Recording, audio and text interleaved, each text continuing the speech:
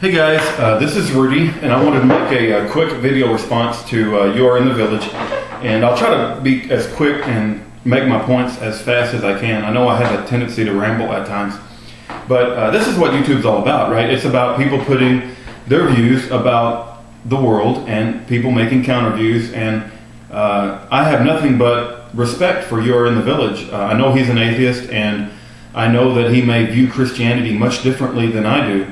But I have watched many of his other videos, and I am aligned with practically all of his other videos. The fact that he espouses G. Edward Griffin and The Creature from Jekyll Island, which is one of my top 3 favorite books.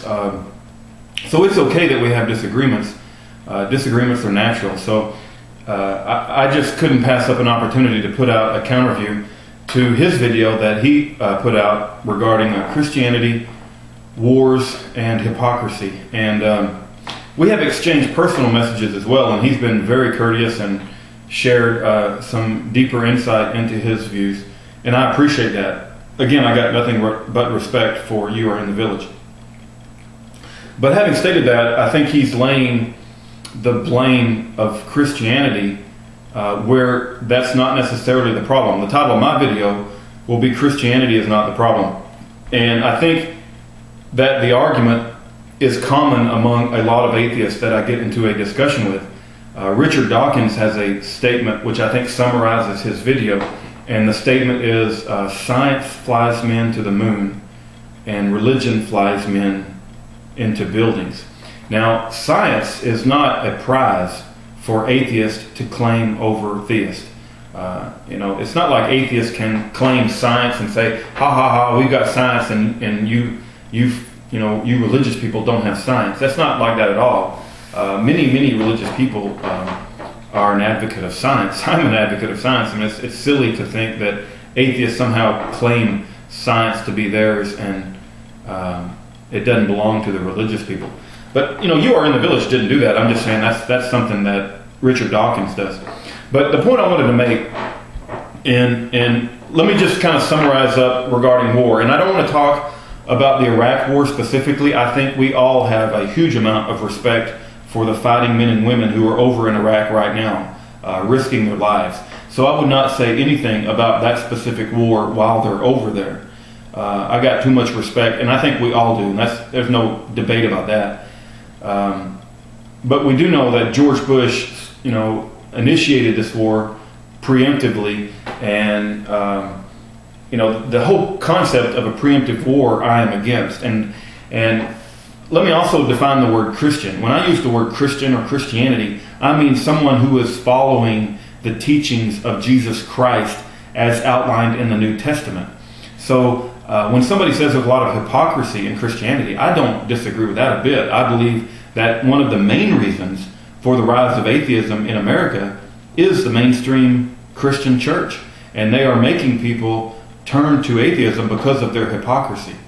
Now, that's not to say that I reject the teachings of Jesus Christ. I totally am aligned and want to align myself with the teachings of Jesus Christ in the New Testament. That is the baseline for a good life. And a lot of times people will say, well, how do you know what is a good life? Well, how do you know how many wives you should have? How do you know how you should treat other people? How do you know how you should approach this situation or that situation? And it is outlined in the teachings of Jesus Christ. In my opinion, that is the baseline for living a good life. That is what I want to model my life after. And when I say or use the word Christian, I'm referring to someone who wants to model his life after Jesus Christ. Now, because Christianity, the word has become meaning so many different things, I wanted to clarify what I mean when I say that. So anyway, getting right to the point of what atheists will say. Atheists will say that the leaders of the world, who are power hungry and they want the world's resources, will use religion to dupe the masses into fighting in the name of religion, other cultures, and a lot of tremendous evil is done and a lot of innocent people are killed. That's the argument from a lot of atheists. Now, there's 2 things I want to say real quickly to make my point. You make it sound as if Christians are more easily duped than the general populace, and that somehow being a Christian or being a religious person makes it more, that somehow we are more easily duped by our leaders than people that do not have any religious faith. And I totally disagree with that. I think the general population as a whole can be easily duped. And whether you use Christianity, whether you use patriotism, whatever you may use, you can use racial issues, racial division. I think that the general population is easily duped, independent if you hold religious views or not. It just so happens that religion is often used. I would agree with that. I don't disagree with the fact that religion is often used. But that doesn't mean that religious people are more easily duped than, non-religious people. The second thing is that, you are in the village uses the word hypocrite, right? He says that, religion is, it's hypocritical that this is being done, and almost blames like religion or Christianity. In order to use the word hypocritical, you have to have, I believe one way, but I'm acting another. So let's imagine for a second, and this is the last point that I want to make. Imagine for a second that you eliminated all religion in the whole world. You eliminated Christianity, Muslim, the Jewish religion. You don't have any religion.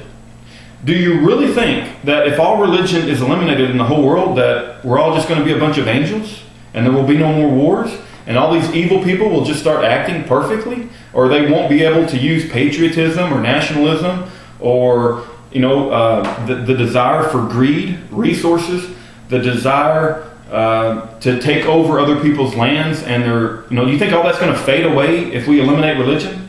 See, the reason that you're able to use the word hypocritical is that you compare the baseline of what Jesus Christ taught as how to live a moral and ethical life. You compare with what he taught with the actions of the leaders.